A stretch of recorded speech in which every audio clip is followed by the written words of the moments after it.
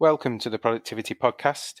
Today, I'm delighted to be joined by Michal Ukorep from Twinzo, who's the CEO. Hi, how are you doing? Thank you. Hello, everyone. Thank you for being here. Yeah, sorry about the pronunciation. My pronunciation of your surname probably didn't do it much justice, but hopefully I wasn't too far away. No problem. We are doing business worldwide, so when people ask me about the pronunciation, I'm Mikkel, Mitchell, Michel, Mike, Mick. All good.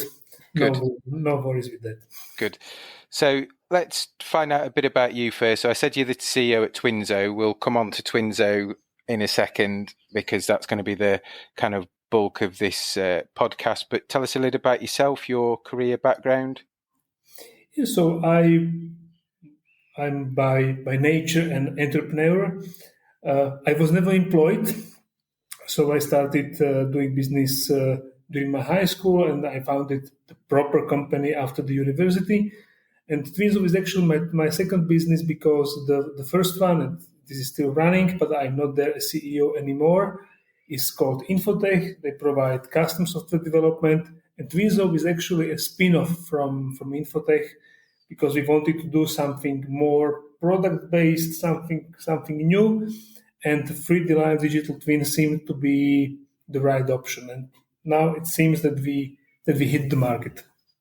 Excellent. And Twinzo is something that I find amazing, and we're going to get into the detail, and we'll put the link to the website on the show notes so people can have a look and have a play.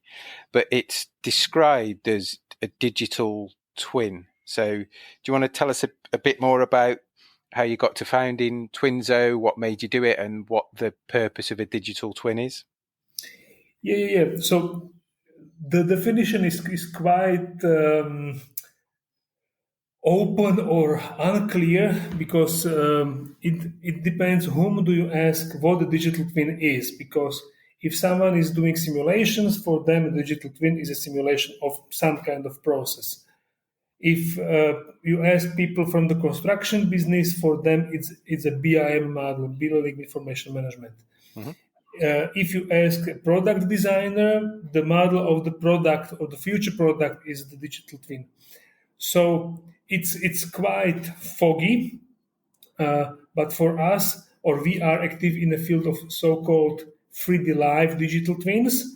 So I have the 3D representation of something. In our case, mainly it's a manufacturing facility, and we are bringing the live data to this 3D model. So we call it a spatially oriented data set. Excellent. So for those that are listening, and if you click on the link in the show notes, you'll see that if you think of a factory, I think there's a factory example on there, isn't there? There's an airport example, there's all sorts of things, but an amazingly crafted 3D model that you can zoom in and move around, then you're kind of not far off. And it's a carbon copy of the physical environment. So all the offices, all the space, all the car parks, all the other bits. So that looks really neat, and people will say, brilliant, so what? But there's loads of stuff that you're doing within that 3D model to help organizations to track, isn't there? So do you want to touch on a few of those? I think we talked about machinery, people, heat maps as a start point. Yeah, typically we start with the logistics, what wasn't expected at the very beginning, because someone would expect that all these large businesses, because we are talking about businesses with tens of billions of euros turnover, that they have all the data because they have fine-tuned everything in the process, but the reality is more complex and more complicated. Mm-hmm. And the mostly used integration tool in these companies is Microsoft Excel. Yeah. And when they want to bring the visibility of those data sources to another level, they have to use something else. And they can use some kind of data lakes or Power BI or this type of tools. However, this data can be understood by people who work at that specific plant. But if you take, for example, I don't know, Magna has 350 plants all around the world, and the central team also needs to see how the premise looks like. It's not just about the data, is the production running or not, but they want to see also the layout. And I mean, the layout is the high building, small building, there are multiple buildings. So this became crucial for them. See also the premise, not just the data. And within the model, you can track things, can't you? So if things are enabled and connected to the internet, so machines, whether they're on and off, where forklift trucks are moving, so there's that ability to visualize how things are actually operating in the environment as well. Exactly. Because when you imagine that you have a plant having, let's say, 50,000 square meters and you have 50 vehicles in the plant, there is no way, plus they work on 3 or 4 shifts, there is no way how to measure the performance or to see where they operate without this kind of technology. Because all these vehicles, they can provide you with information about the usage. So you see, at that hour it was used by 17 minutes, and at that hour it was 53 minutes. Okay, but the logistics managers don't know where the guy spent the time, and often just when the engine is started, it says it operates. But does the started engine means that it's operating? Not. So they need to get to deeper or better level of visualization, and the spatial dimension brings it to another level, because they can begin to ask questions like, what did you do here for 20 minutes? And they immediately realize, for example, that they have processes they didn't think about in the planning and similar.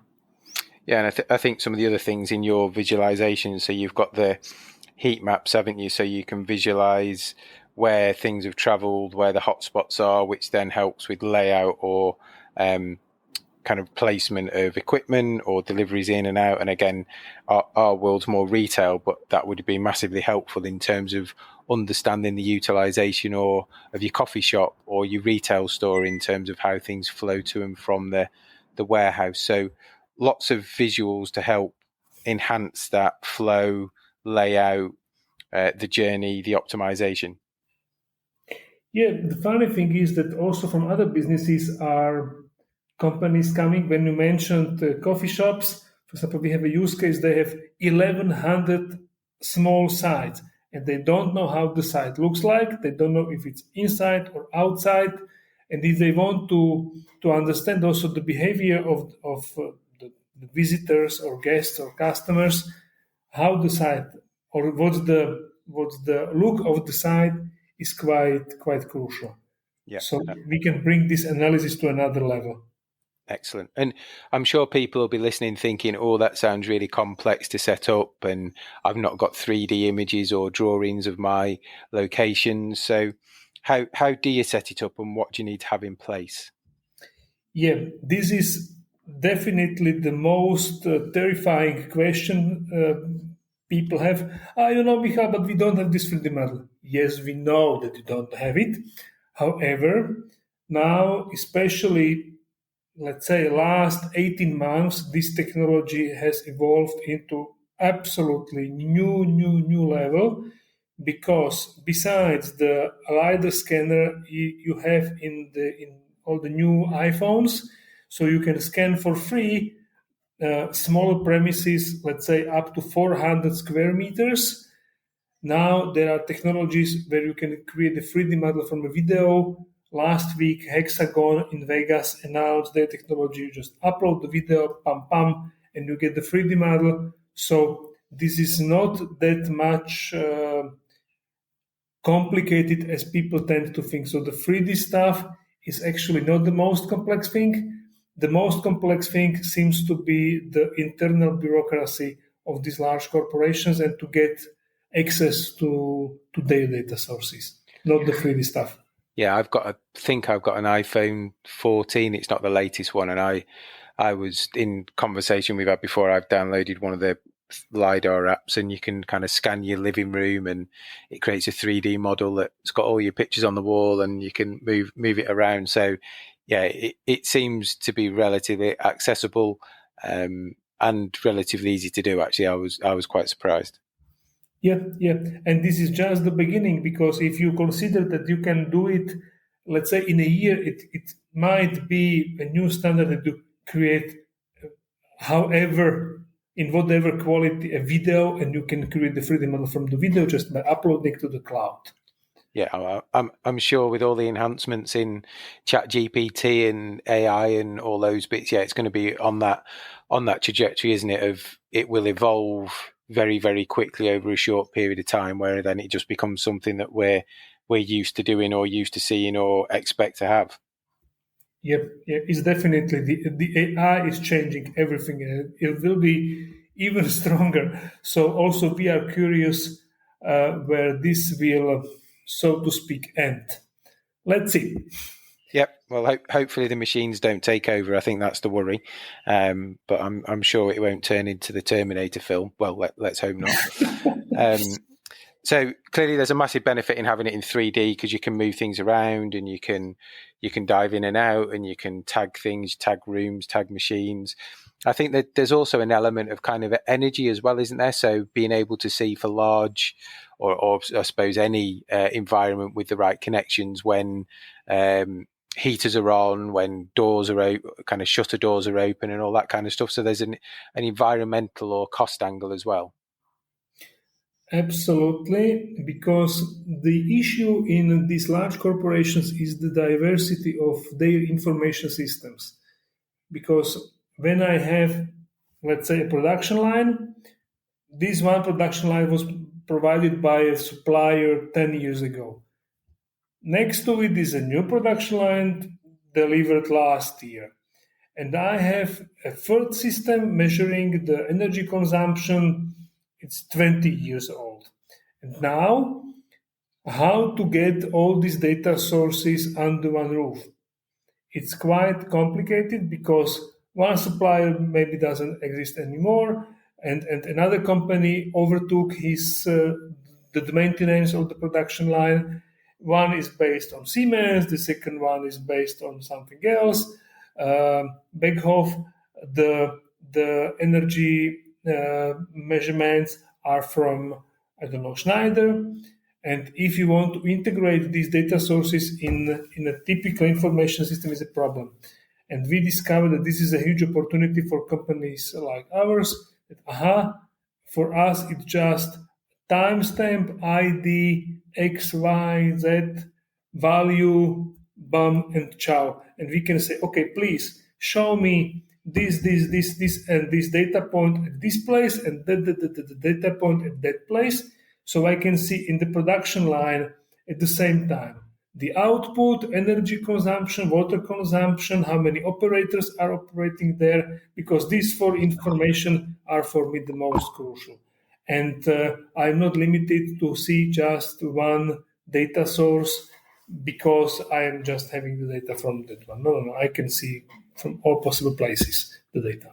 And from a kind of current point of view, clearly energy costs around the world are massively high, so it gives you good visibility of where there's opportunity to save, where there's waste going on. So yeah, one of those stats that I'm sure every organization is really conscious of is energy consumption and energy waste. Yeah, because the typical mistake or misunderstanding which happens is that the operators come in the morning shift into the plant, and what do? They start all the machines because they are going to work. No one told them that, guys, we are starting today 2 hours later because something happened. We don't have the material, for example, and for 2 hours you have nothing to do. But the machines are running for 2 hours and eating kilowatts and kilowatts of energy for nothing. Yeah. Or you've got the heating on and you've got the warehouse doors open and you're just heating the outside. So yeah, exactly. Lots of environmental impact as well is good. So, I mean, I don't think we've done this justice by chatting. So I really would urge people to have a look at the website to see those visuals. You can download the app in iOS or Google Play or download to Windows, and there's some kind of free environments that you can have a play with. And I'm amazed by it, and I think it's got massive potential as the technology, as we said, moves on and gets smarter as well. If people want to find out more or have questions for you, where's the best place for them to find you? If they want to speak especially and directly to me, LinkedIn is the best place to approach me, either directly or via Twinzo. And if your listeners would like to play with the app, just seek to the App Store or Google Play, seek Twinzo with Digital Twin. There is a showcase demo zone without login, without nothing. You can play with different use cases from construction, manufacturing, hospitals, airport, seaport, all possible use cases to play. And then LinkedIn is the right place, or the website, twinzo.eu. Brilliant. And I'll put the link to your LinkedIn profile in the show notes as well, so people can find you. I really appreciate your time. Fantastic chat. As I say, you've got to see it. I don't think we do it justice by talking about it, but appreciate your time for coming on, and we'll catch up soon. Simon, thank you so much for the invitation. It was a pleasure to be here. All the best to all of you.